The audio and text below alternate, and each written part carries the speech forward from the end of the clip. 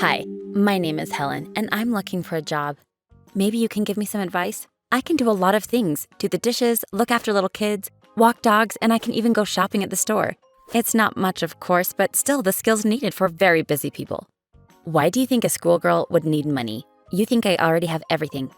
And you're right, I have a lot. But at any moment, I may lose the most important thing: family.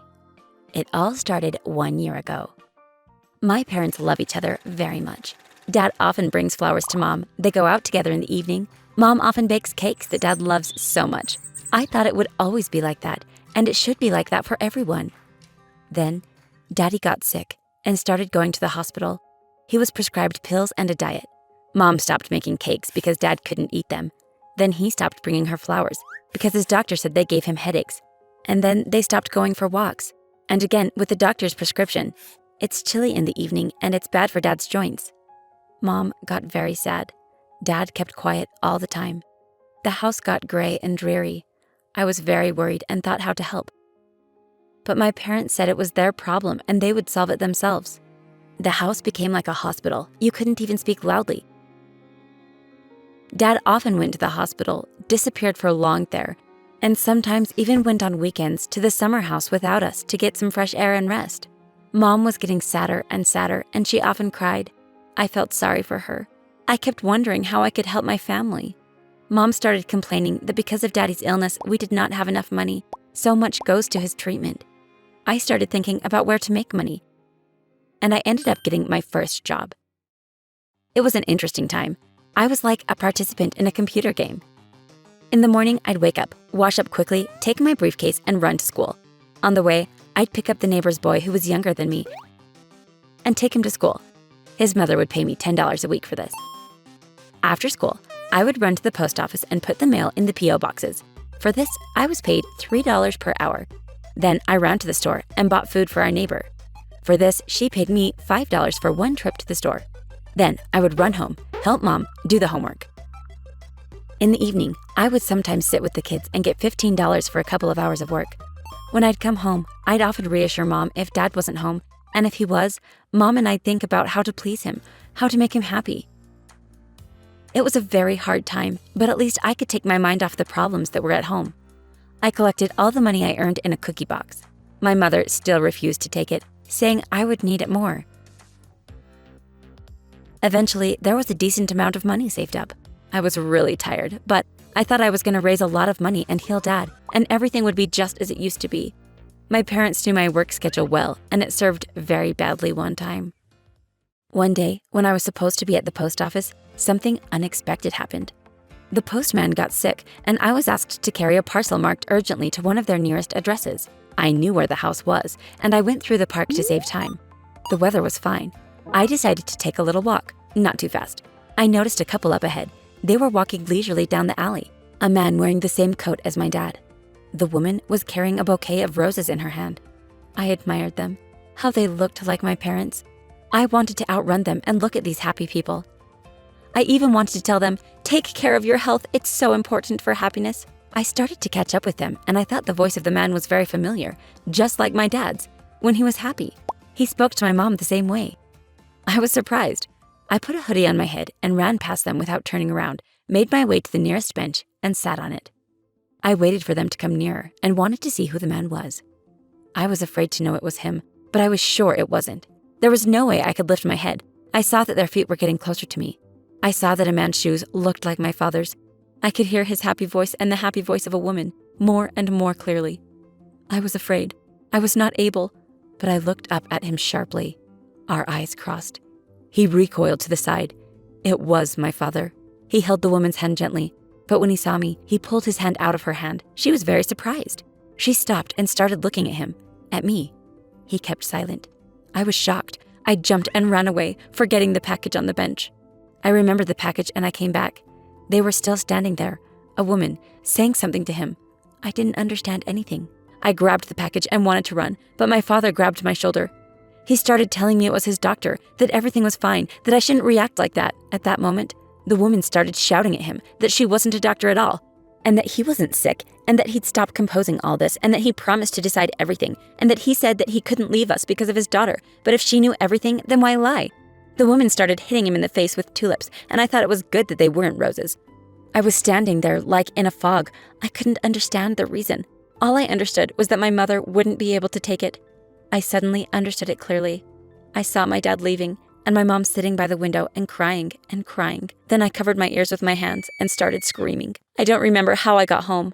I woke up, and Mom and Dad were there. They were looking at me, and they were offering me water, broth, fruits.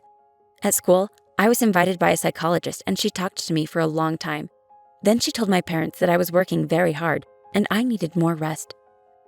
My mother forbade me to work. She was very worried about me. And Daddy started leaving again. He got a lot of calls from his doctor, and at that moment, he was getting pale and was running outside. Mom was doubly worried. It became even harder for me. I couldn't get distracted at work. I couldn't tell Mom about Dad's betrayal, but I didn't know how to stop him. It was awful. One day, I came back from school a little earlier. I was released from my last class because it seemed to the teacher that I was too pale. I felt okay, but decided to go home and think in silence about my future. I walked into the room, and I was confused. My father was taking money out of my cookie jar. He saw me. He sat on the bed and cried. I waited for an explanation, and he told me. He told me that he loved the woman, but she needed money for entertainment, clothes, and more. He invented the disease on purpose to spend money from general accounts, but he has already exhausted everything there and understands that if he comes to her without money, then she will not accept him, and that is why he does not leave us. He told me a lot of other things, but I didn't hear him. I was ready to pay him money as long as he didn't leave, and that's when it all started. I'm paying him money so he doesn't leave. I went back to my work, but I haven't had enough money lately. You do everything for your mother. So folks, my name is Helen, and I'm looking for a job. Can you give me any advice? Hi, I'm Ashley. I used to have a perfect family. Father, mother, and me. The first time I asked my parents why I looked so different from them was when I was about 5 years old. My mom and dad are fair-haired, light-skinned, and both have blue eyes. I have hazel eyes, dark hair, and olive skin. Everyone around us, neighbors, my dad's relatives, even parents, coworkers, also asked questions and spread gossip. When my father got tired of the situation, he decided to have a DNA test to shut everyone up. The result of that test destroyed our family. The chance that he and I were related was 0. Dad couldn't accept that and left us. I was 10 at the moment. My mom was depressed for over 2 months. She made another DNA test which confirmed the fact that my dad wasn't actually my dad. Besides, other tests revealed that I had an early stage of leukemia, which made things even more complicated. My parents argued every time they met. Mom swore up and down that she had never had an affair. She assumed that a mistake could have been made at the hospital and that girls could have been switched at birth. Dad mocked her, saying that such idea could be scenario for a cheap movie. Mom persisted. She sued a maternity clinic, and after a few investigations, the director of the maternity clinic provided addresses of other families who had had daughters on the day I was born. We started visiting these families. Some of them no longer lived at the stated addresses. Others said the idea of switching babies was incredible. Finally, we found a girl named Melissa who looked just like my father. By the way, her parents had dark hair, olive skin, and hazel eyes, just like me. I felt confused. My mother asked Melissa's mother, Vanessa, to have a DNA test. Vanessa told about it to her relatives. I guess her family had similar problems with gossip and inappropriate questions. Her mother-in-law, Barbara, said it was a good idea and insisted on having the test. She definitely wasn't a nice person. The result of the test shocked us all. It was 99.9% probability that my father was actually Melissa's father. So it was true. We were substituted at the maternity clinic, and neither nurses nor other mothers understood that. It was a fact, though. This fair-haired girl, Melissa, was my parents' daughter, and I was Vanessa's daughter and Barbara's granddaughter. My gosh, this ill-tempered Barbara was my grandmother? I wanted it to be a dream. I hoped that I would wake up and realize that none of that was really true, that I was still the daughter of my mom and dad. Melissa and her mother lived in the neighboring city. We, the 5 of us, Melissa's father died 5 years before that, gathered together at their house and discussed what had happened. We cried a lot, tried to get to know each other, kissed and hugged. Barbara also joined us. She was so happy and repeated again and again that I reminded her of her son. My dad returned home and asked my mom to forgive him, and she did, eventually. I didn't want to live with Vanessa and Barbara. They were strangers to me, so I felt relieved when my parents said that they were not going to give me away. My health condition, however, got worse. The disease progressed because of the stress I had. My parents tried to help me. My dad visited my biological father's brother, my uncle, whose name was Stanley, and asked him to donate bone marrow to me. Stanley was a good man and agreed to help us. I had a surgery and a group of highly qualified doctors took care of me. My condition gradually improved and I felt better. My new grandmother and Uncle Stanley frequently visited me at the hospital and even came to our house. They bought plenty of presents, and Barbara kissed me all the time, saying I was her flesh and blood. The rehabilitation process took about 6 months. When I fully recovered, we all had to make a decision about how we would live further. We live in a large mansion. My father has a good, prestigious job, so I offered my parents to invite Melissa and Vanessa to live with us. We could live together, like a big, happy family. Melissa and her mother were poor and lived hand to mouth. Barbara blamed Vanessa for her son's death and wanted to kick them out of the apartment. She said Vanessa cheated on her husband and that her son started drinking because of that and then died. This story was horrible. My parents laughed at my offer to live together, but the idea probably stuck on their minds. A few times I heard them discussing it. They talked about Melissa thinking that I wasn't listening to them. They wanted to help her, pay for her education, buy toys and clothes for her. I was glad that they considered my idea. I wanted to have a sister. Besides, Melissa and I got along well, probably because we were born on the same day. It would be nice to live together. We could attend the same school, help each other, share secrets. One day, Vanessa called us and asked for help. They didn't have money even for food. Barbara refused to help them and tried to put Vanessa down. My parents agreed to help. They provided them some money at first, bought food, but soon decided it was time to invite Melissa and her mother to live with us. A few days later, they moved in with us. I was delighted. Vanessa was very shy. She was silent most of the time, spoke very little, and kept to herself. She acted like she was a servant in our house, and despite the protests of my parents, she cleaned, washed clothes, cooked. I didn't know how to behave around her, and I often felt intimidated when she stared at me. When I looked at her, she usually looked away.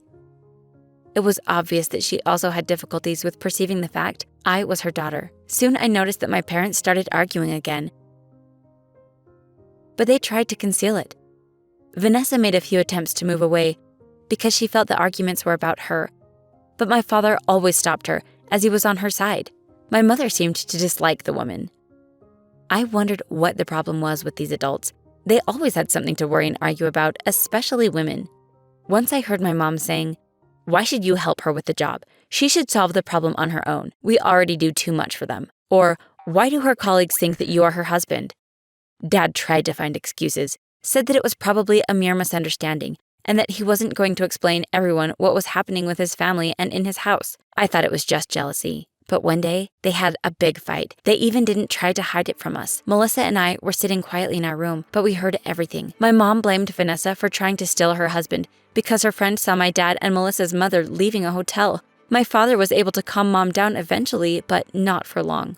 A week later, she arrived home with the police, who arrested Vanessa and took her to the police station. Melissa and I couldn't understand what had happened. We just cried and waited for explanations. My parents returned home late that night. They gathered us in the living room and told everything. They decided we were old enough to understand the situation. On the day we were born, doctors revealed that I had a congenital blood disorder. My biological mother, Vanessa, was very much afraid of her husband and his mother.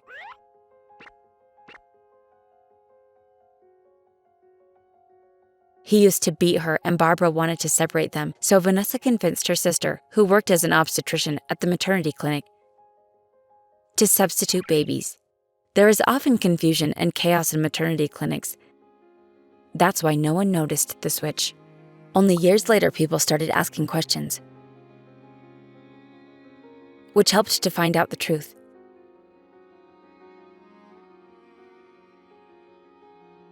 At this moment, I understood why Barbara didn't like her daughter-in-law. By the way, policemen found a photo of me in Vanessa's purse. I was a day old, a newborn. Vanessa was found guilty according to the Penal Code, substitution of a child, and shall be punished by imprisonment in a state correctional facility for not more than 10 years. The same court resolved that Melissa would live with us until the procedure for returning the child to her biological family was completed. As for me, I will stay with my parents, the family I have had for my entire life. Thank you for watching this video. Take care of your beloved ones. Click the like button and subscribe to our channel.